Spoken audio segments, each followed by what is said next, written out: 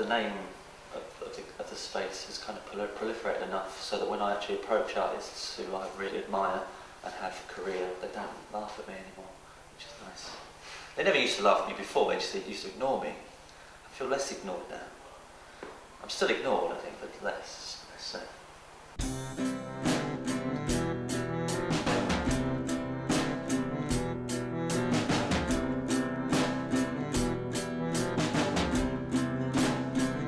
I set the space up about 3.5 years ago.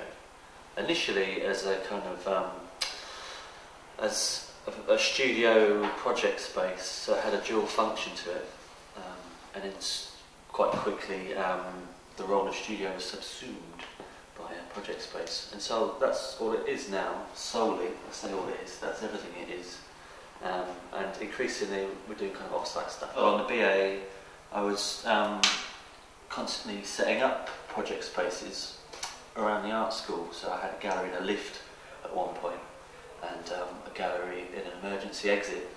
It was about making work, and then making work to be shown, and feeling much quicker than most of my peers really, that it's how frustrating it was to wait for other galleries to kind of pick up your work, and also how intolerable and lamentable their choices often were. Particularly for me, where I grew up, there were no opportunities really, and the big space that did get the money it wasn't kind of reaching out to creative, independent, idiosyncratic individuals like myself and my friends, so we set up our own thing. I mean, you can open a project space anywhere, right? You know, if you've got the means and a desire.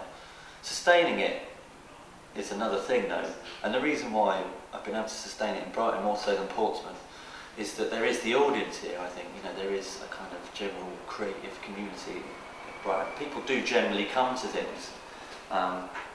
Maybe it seems, you know, it's easier to get people to come in London, places like Brighton.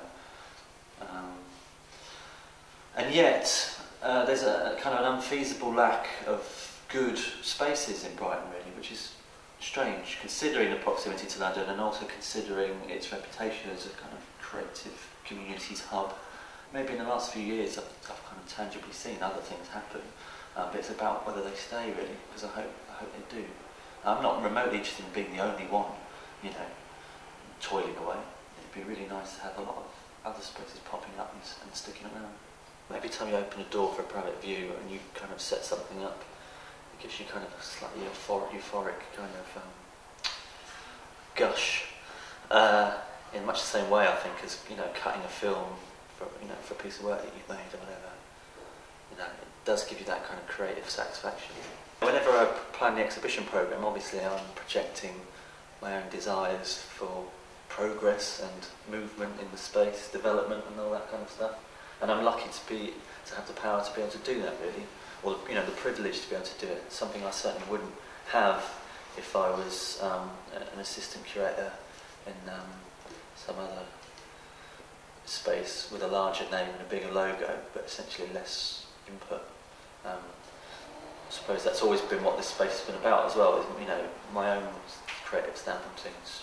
And that all boils down to that thing, you know, of kind of getting off a degree and feeling, you know, getting the kind of the graduate blues, really, and feeling powerless, and then doing something about it.